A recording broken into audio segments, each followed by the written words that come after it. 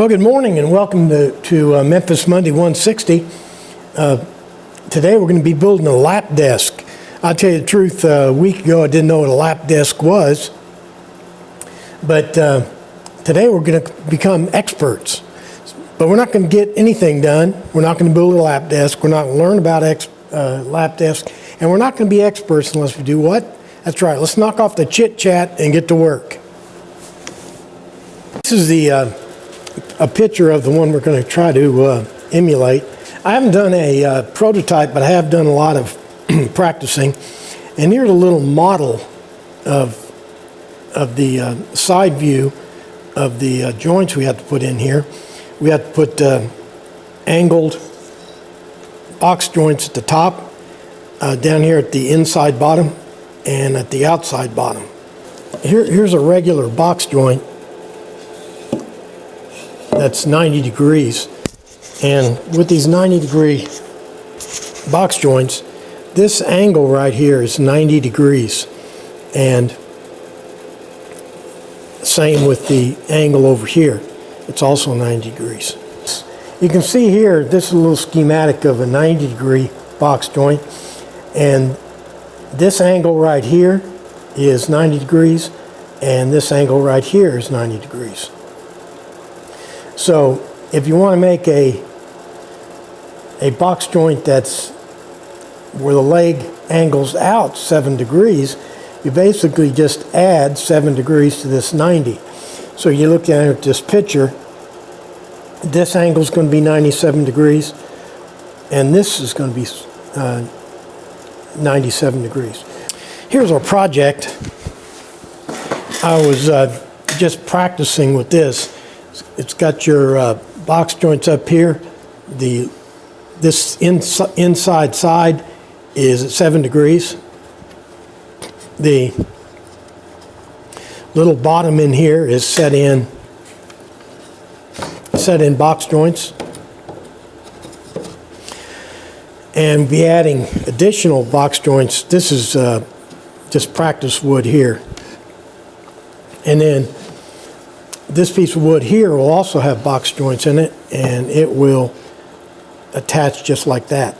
Yeah, the key to actually cutting these angled box joints is to start off with the 90-degree angle, or the 97-degree angle, cut into the wood. Then on my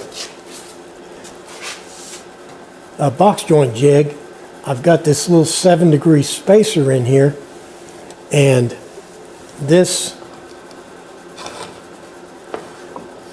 board, the board that I'm cutting the box joints in, will snug up right against that and put the box joint at 97 degrees. Let's try that theory. Here I got it set up in the box joint jig. I got this little Rube Goldberg clamp holding this thing in.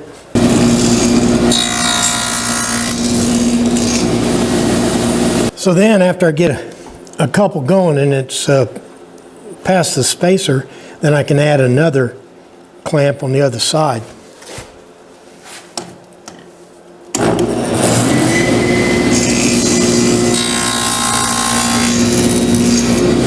Now you can see, if I hold a straight edge in the bottom of that kerf, you can see that the bottom of that box joint is at an angle.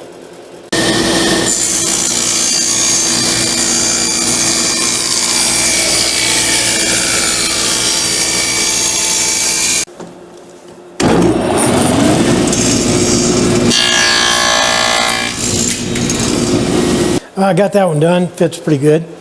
Now I have to put another line of box joints along this outer edge that will receive the outer side.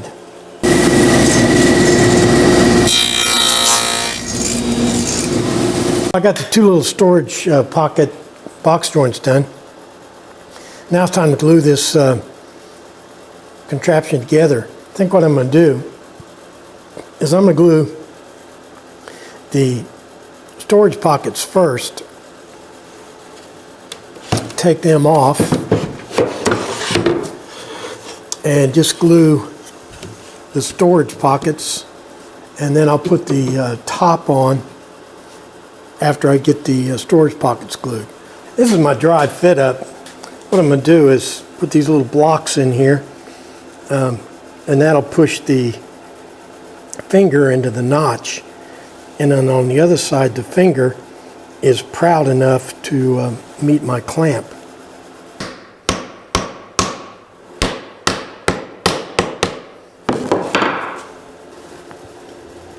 Well, here's our glue up. And again, the reason it's so weird is because these sides here are attached to this little bottom here at 7 degrees. So these clamps don't want to apply equal pressure. The clamps want to crush this thing into into 290s instead of 297s. Well, I got that top glued on. What I'm doing now is doing a little sanding, but that's how she's going to sit. Let me do the sanding, sand over these box joints, and I'll show you the next job.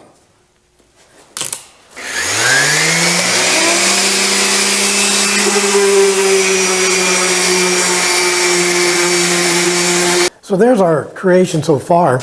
I'm rounding over these box joints. And now I'm going to install these little side covers for our storage area.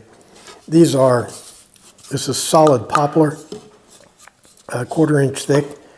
I'm going to glue it in place, and then I'll blend it into I'll round it off and blend it into this construction here. I'm using 18 gauge 1 inch brads and my pressure set at 100.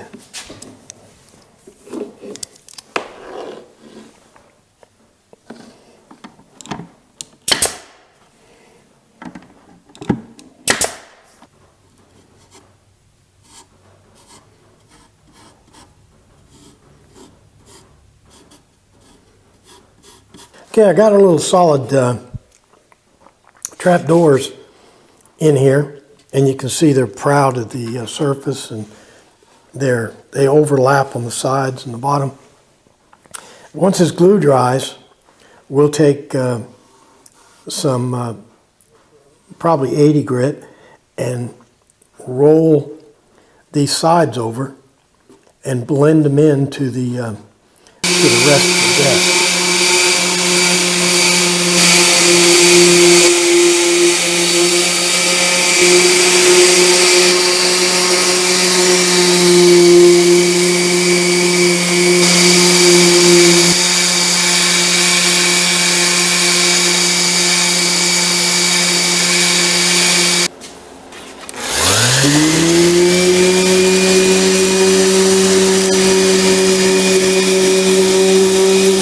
I got the little end plates down to 80,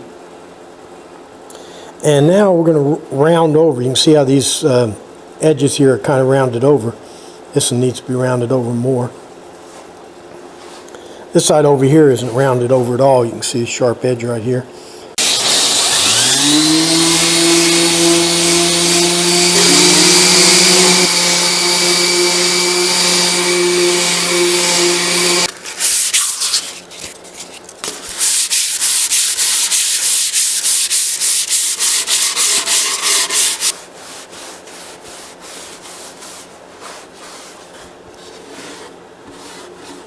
Well, it's done, sort of. Problem is, I just checked with my friend, and the distance across here can't be more than 23 inches, and this is 26 5/8. So I'm gonna try a fix here. I'm actually going to cut this thing in half right here in the center, trim 1 inch and 5/16 off of each side, and then I'm going to knit it together with box joints. Let me show you how I'm going to do that. So if this works, we're going to have, we're not only going to have box joints at 97 degrees, but we're also going to have box joints at 0 degrees. Here's a sample I made up. These are 1-inch deep box joints, and they're just fingered together to make a flat board.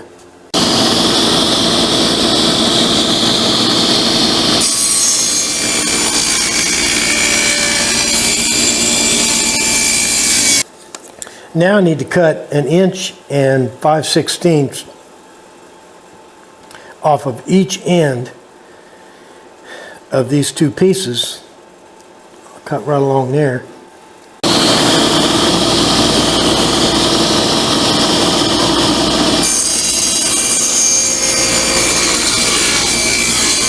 This is what I mean by that overlap. These things will be overlapped by 1 inch with the box joints, and that'll bring the total size of it down to 23 inches.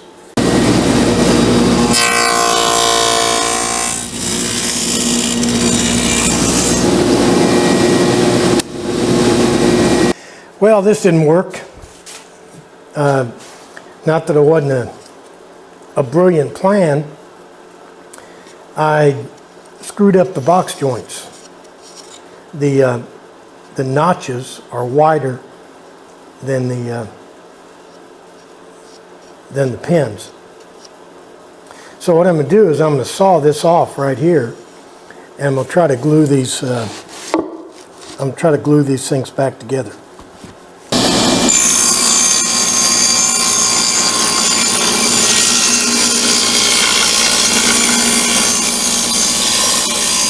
Yeah, I cut those box joints off, and so what I'm going to try to do is glue these things back together. I'll put 4 biscuits in here. You think it'll work? This is like a mystery, isn't it?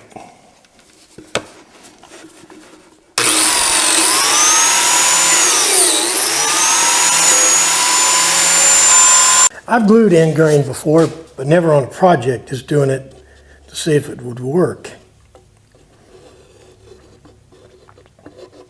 Of course, I've made flat box joint splices before too, and that didn't mean anything. There's my glue up. I got those cleats across going a long ways to keep it flat, and a couple of clamps to draw it up. And the squeeze out on my glue looks real even across there. I'm not going to mess with it, but it looks like it's a good glue up if we can get that end grain to go together. My buddy saw a picture of the box, and he asked me if I'd put a little trap door on it, and he actually made a little cardboard mock-up of what he wanted, and so I built it for him. So it's actually a pretty neat little thing. I wish I would have thought of it, but it's his idea. I'm putting extra big hinges on it. I mean, these are actually hinges that sometimes used on cabinets, cabinet doors. They're real heavy. And I think that's important in this case because this thing's going to probably lay down like this part of the time. So it's going to have pretty good tension on it. Well, here's our shortened top. You can even, I don't have it even zoomed in. You can see this seam down through here. There's our little trap door. Now underneath here, I don't know if you can see it, but I got a piece of poplar, 1/4-inch poplar, that I laminated into this back and then rounded it over to reinforce that that joint. Staining it with a color called Puritan Pine. It's not too dark, but kind of shows off the woodworking a little. It's a penetrating stain. You don't have to wipe it off much. There it is, our little lap desk. The little trap door. 7-degree angles on the storage bins. Stained it with a color called Puritan Pine. We did an end grain glue up down the center here. And I guess that's about it. Well, that'll do it for another Memphis Monday 160. We completed our little lap desk. Turned out, you know, okay, I guess, but I'm a little nervous about that butt joint we put down the center of the desk part. But I'm really curious to find out if it's gonna, you know, if it's gonna hold. Which is the reason I kept it in there. But anyway, like, favorite, share, Facebook, tweet, all the other stuff you do on the internet. But most important, what is it? Make sure you're back here next week for another exciting Memphis Monday. Thanks for playing along.